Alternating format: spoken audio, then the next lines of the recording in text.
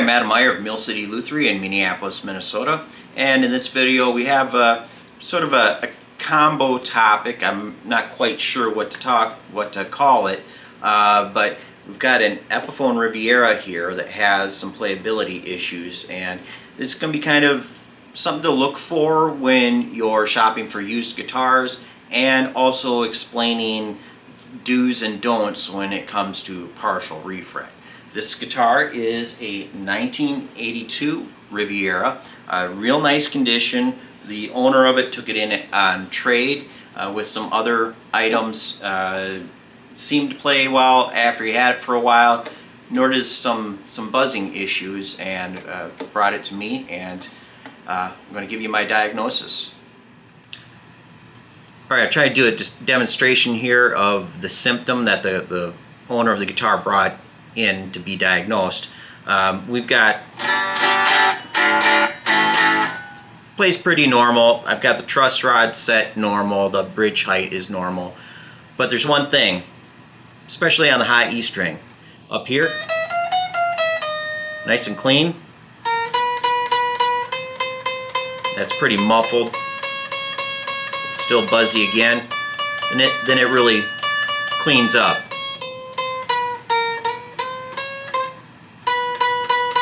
So I'm going to get a closer look at what's going on in this area. Okay, let's get a good look here. I'm going to notice something here for you. These are the frets up near the body. It's an older Epiphone, so we do have a little bit of a binding nib. Everything looks fine. Start getting down into the area where we were having fretting problems, and there you go. This had a partial refret or a half refret, whatever you would like to call it. The first 8 frets have been replaced, and they were not done very well. We've got scarring into this binding here. Note that's the original, and that's the replacement.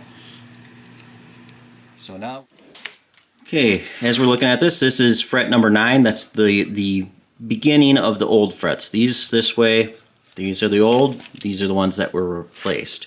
Normally you want to use a long straight edge to diagnose the entire neck as well as just little spots, but for the sake of this video I'm just going to show you what's going on here with my little fret rocker. So go along here, and you know, that's pretty good. We don't get much rocking at all. Now I'm going to bring it over where we're partially on the new frets and the old frets. We're getting what would seem like a high spot with the 9, but the 9 isn't high. It's actually the replacement frets. See that there? I'm butting into that with my fret rocker. So what happened here, I believe that these frets, whoever did this was trying to avoid doing a fret dress, and they probably tried to find fret wire that was the same size as these, put them in, and just move along. But they actually end up being just a tiny bit low. That, and we've got, you know, this is a real high one over here, the number 7. But that's still below what the 9 is. So I'm going to go through. I'm going to actually measure the fret height to confirm that that is what happened, that our original frets are taller than the replacement frets. Alright, for the sake of this video and to show you, the viewer, you know, an actual measurable result, that I really did find that the original frets are taller than the replacement frets. I'm going to use my calipers and get an actual measurement to verify that what I found with the straight edges and fret rocker is true. Because I want to do that, you may not get all your frets pressed in evenly. When you're doing a refret, you're pulling on that wood, you may not get new frets pressed in perfectly even. So just to make sure and verify to you that I did find the correct cause of what's going on here, I'm going to use calipers. Now, I like these calipers. I've had these for, you know, as long as I've been doing guitar repairs. 1998. These are a nice set of calipers. They aren't super expensive, but they're missing 2 things. One is a little notch for You know, if you buy from Stuart McDonald or other places, they'll put a little notch in there so you can measure fret size, the bead size. But also down here at the end, it's flat. You can get these where they have a little notch, and you can press that over the fret, and that will push the little stick inside and give you a fret height measurement. To get around that, I have these little templates that I had made. These are for when I'm putting the string through ferrules on the back of a guitar. Like my Longfellow, it's kind of a Telecaster model. I'll drill 2 pilot holes for both E's and then put this on the back, and then I've got everything spaced out nice and even. But what this does is I've got a nice consistent thickness, and I've got a little hole in the middle. Got 6 of them actually. And I can just place that over the frets and press down my calipers until it touches. So now I have the height of the fret plus the thickness of this. If I wanted to get the actual fret height, I'd just do a little math, subtract the thickness of this from the finding I have here. The finding I have here is right about 80. So not the actual full measurement, we're just going to go that it's at the 80. Come down here, find a random spot. So we'll say between like the 3rd and 4th fret, so we're getting a measurement with those. And this is actually a little more than I thought. We're getting a 74. So we've got a difference in fret height. I could go around a bunch of places, do the math, make an average, but we've got at least a few thousandths difference in fret height between the originals and what was replaced. So these that were put on, wrong choice. They should have been a little bit taller so that we can level down the new frets to match the old ones. The easy fix now is for me to just put this in my string tension simulator and do a fret dress where the old frets are going to get most of the leveling to bring them down to match the new ones, so I have a nice level all the way up the neck. Alright, bear with me here. I'm trying to create a visual aid to help illustrate this a little better if anybody's still kind of confused, because I know I can't really get in with my camera and show you exactly what's going on with the neck. But 2 scenarios here. Upper is the ideal situation for doing a half refret, partial refret. This is your neck, side profile, peg head angles down over there. These are the original frets. This is, for this situation, we'll say fret 9 up through the rest of the neck. And they are, all roughly this height. What you want to do to match those is put in frets that are a little bit taller. That way, you can sand them down to match and have everything even all the way up and down the neck. Now, the reason why you would put frets that are a little taller, when you're refretting, you can't always guarantee that you're going to get the fret pressed in perfectly level with all the others. You're going to end up doing a little bit of fret dressing, so it's better to put frets that are just slightly taller in. That way you have that little room to work with to get everything refined. Here on the bottom, this is the situation that I'm given. We have a neck that I diagnosed with a not straight edge that at the end has kind of a slight curve up. It's just pretty much all guitars, string tension over time, they're going to kind of buckle. You're going to end up with it. It's not really a rise, it's just showing that the wood has been, bending over time. These are the original frets. They are taller than the frets that were replaced down here. So what I have to do is I have to start here all the way at the end. I'm going to take these frets down extra to create a level through the original frets. Then once I have achieved that, then I take these down to match the rest, the new replacements.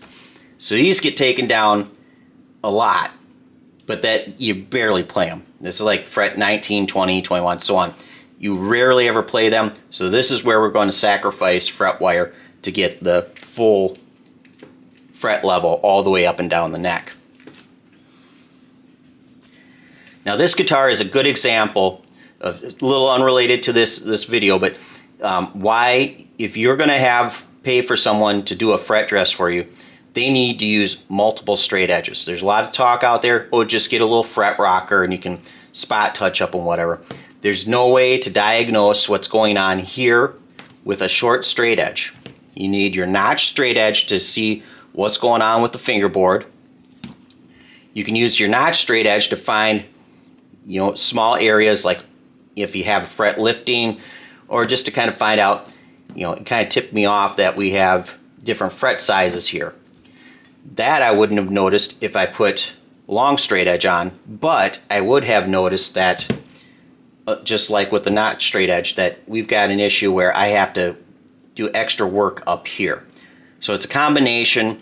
You need multiple tools to get the whole job done correctly. Before any fret dressing, I am going to make sure I press down and glue the frets in place, because as you can see here, I'm going to show you the 6th fret. That is not even seated properly. It's not glued down. Bass side as well. Through the middle, it's actually seated pretty well, but the ends, that's over here is where we were having the problems before. So that's a contributor as well. As you can see over here on the 9th, that one is sitting nice. This is one of the originals. It is not lifted at all. So we have not only the new frets being shorter, but they aren't even seated in the fingerboard properly. Pretty simple task. This is how I do it. There are people who do it different ways. I just take some Scotch tape, transparent tape, whatever you want to call it. Get it right up close to the edge of the fret. Not on the fret. We want to get the glue to seep down underneath. So it's the ends that are primarily the parts that we need to press down. So I'm going to have to move fast. I'm going to get a little bit of glue in on the treble side, hold it down, let it set up. Then I'm going to do the bass side. I'm not going to run glue the entire side, because then I'll be gluing one end or the other up. I want to get both sides down. So I'm just going to do one side and do the other. It doesn't take a lot to get the fret to actually stay in place. So just going to put a little drop in there, hold it down, a little bit of accelerator. Now I do the bass side, same deal.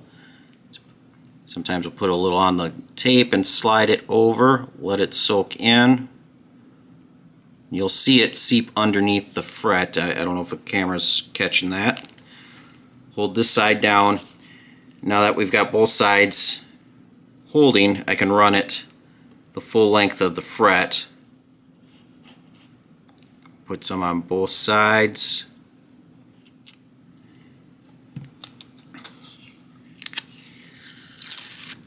Tape helps prevent getting glue all over the place.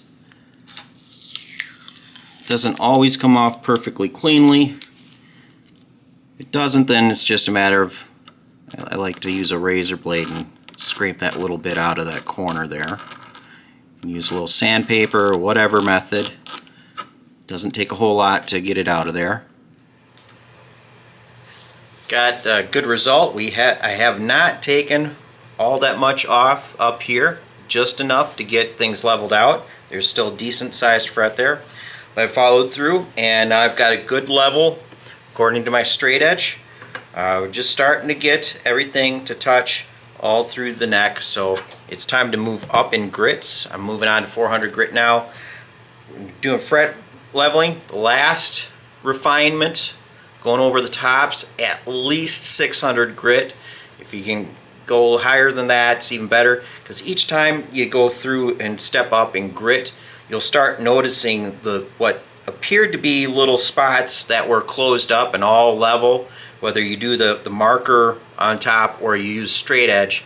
When you go up in grit, keep going through, you'll start having little spots come out as you are refining the level of the fret, because you're basically just grinding off the top, putting little scratches in, and you're getting those scratches shallower and shallower and everything more refined. So any of you out there that watch these trying to get ideas and stuff, you level up to at least 600 grit or higher.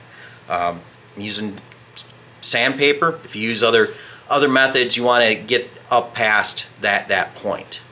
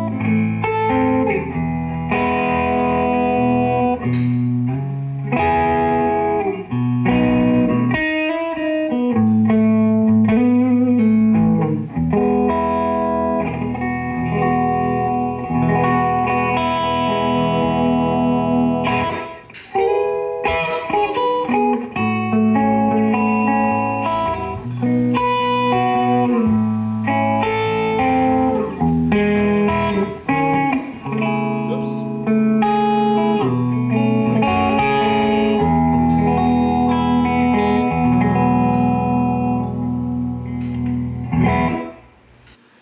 1982 Epiphone Riviera. It's all done up, plays great, sounds great. You know, it's actually more common that I end up having to do compensation with the fret dress on really most guitars. It's rare that a guitar shows up fingerboard level. You've got all the frets that are the same size and everything. This is kind of just run of the mill. It may seem odd to you watching this that we've got frets of different sizes and a fingerboard that's kind of has a little raise in the end, but it's what I have to work around on a pretty common basis. So nothing out of the ordinary, nothing to freak out about if you do have situations like this, you know, the mismatched frets and whatever. But keep in mind, I can work around a big repair bill this time, but when it comes time to do a full refret on this, then we are going to have to do a fingerboard leveling, a little bit of binding repair. There are going to be some extras that next time when it comes into the shop. So I hope you enjoyed the video. If you have any questions about this or any of my other videos, you can always leave a comment, or my contact information is in the About section of my channel. You can always contact me that way, and we'll see you next time.